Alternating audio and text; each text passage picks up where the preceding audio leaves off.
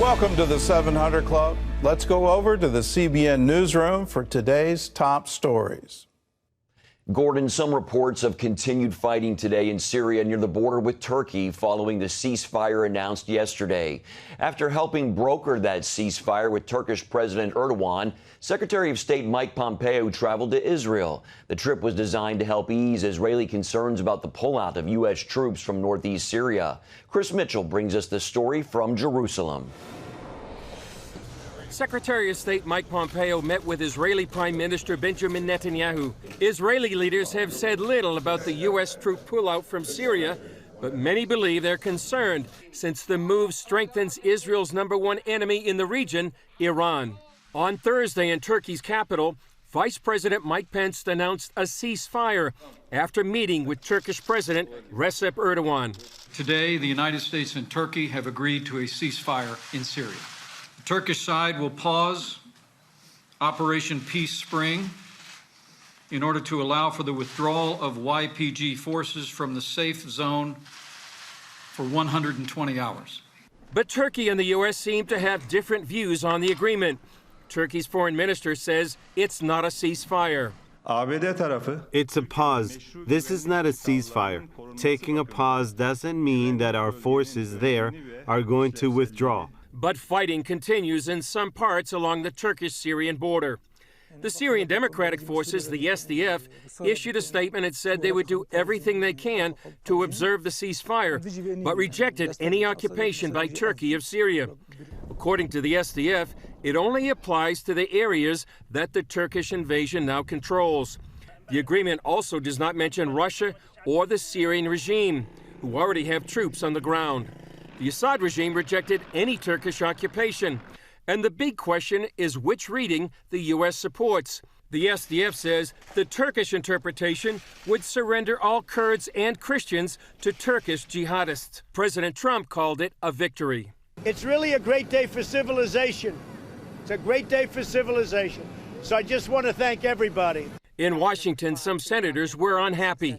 New Mexico Democratic Senator Martin Heinrich said, under this so-called ceasefire, Kurdish forces and their families face the impossible choice of fleeing their homes or being ethnically cleansed. Utah Republican Senator Mitt Romney called it a betrayal. The decision to abandon the Kurds violates one of our most sacred duties. It strikes at American honor. What we have done to the Kurds will stand as a blood stain in the annals of American history. Chris Mitchell, CBN News, Jerusalem. The warfare created a humanitarian crisis in northern Syria. As George Thomas reports from northern Syria, CBN's Operation Blessing is on the scene, working with a Kurdish relief agency to help thousands of families with essential supplies. Talk of a 5-day pause in the fighting here is doing little to calm Mohammed Suleiman's nerves. This was the scene in his hometown of Ras Al Ain Wednesday, as Turkish-backed jihadists made a new push to take control of the strategic town. I'm so old I don't even remember how long I've lived there. Maybe 30, maybe 40 years. I cannot believe what's happening in my hometown. Some 300,000 Syrian Kurds have been on the move since Turkey's invasion last Wednesday, most escaping with little more than the clothes on their back. People in Syria are suffering a lot because the Americans sold us for half a pound and the Russians sold us as well. Why must the Kurds always be subject to genocide? CBN's Operation Blessing is partnering with Kurdish relief agency Barzani Charity Foundation to help thousands of families with essential supplies. Since yesterday, we have distributed 5,000 food parcels, 20,000 blankets, 5,000 hygiene kits, hundreds of thousands liters of water, and baby formula with baby diapers. Within hours of Turkey's invasion, Barzani Charity Foundation initially thought about setting up 2 positions right on the Syrian-Iraqi border, thinking that all of these Syrian Kurds would come to this center looking for help. They didn't. So instead, they decided to come right into the conflict zone and right here into Syria. In Hasaka, close to the conflict zone, all of the city's 40 schools are now shelters for those escaping the fighting. This week, Operation Blessing and Barzani Charity Foundation took urgent supplies to several of the schools. While the majority of the international NGOs have left, you came bringing your aid, and that gives me hope that there are people who still care for us. 30 semi-trucks filled with critical supplies made the dangerous journey close to northeast Syria's front lines, delivering much-needed relief and hope. Despite the risks, Barzani Charity Foundation says it will be the first of many such trips to the region. George Thomas, CBN News, Qamishli, northeast Syria. You can find out more about what Operation Blessing is doing to help these refugees in need and how you can help by visiting their website at ob.org. Back here in the U.S., President Trump's acting chief of staff, Mick Mulvaney, is the latest administration official to find himself caught up in the Democrats' impeachment inquiry. And the president is losing a significant member of his cabinet team. Jennifer Wishon brings us the story from Washington.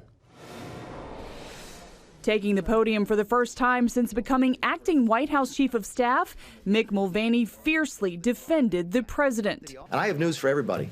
Get over it.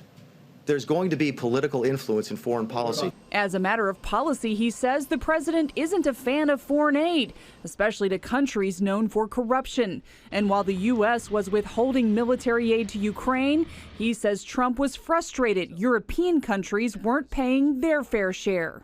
Did he also mention to me in the past the corruption related to the DNC server?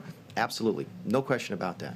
But that's it. And that's why we held up the money. Democrats on the Hill call Mulvaney's words an admission of guilt. Things have just gone from very, very bad to much, much worse. Mulvaney later accused White House reporters of misconstruing his words to advance a political witch hunt, writing, "Let me be clear, there was absolutely no quid pro quo between Ukrainian military aid and any investigation into the 2016 election."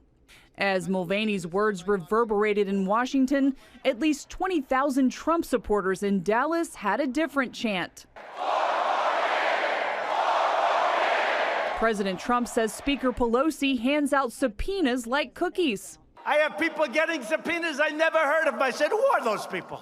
One of those people who's received a subpoena is stepping down. Energy Secretary Rick Perry handed in his resignation Thursday. The president calls him a terrific guy, but Perry has come under scrutiny over the role he played in Trump's dealings with Ukraine. Once a skeptic about the need for a Department of Energy, Perry said in an exclusive interview with CBN News this month, he's changed his mind and is proud to have played a role in America's break from dependence on foreign oil. We've become the #1 oil and gas producing country in the world.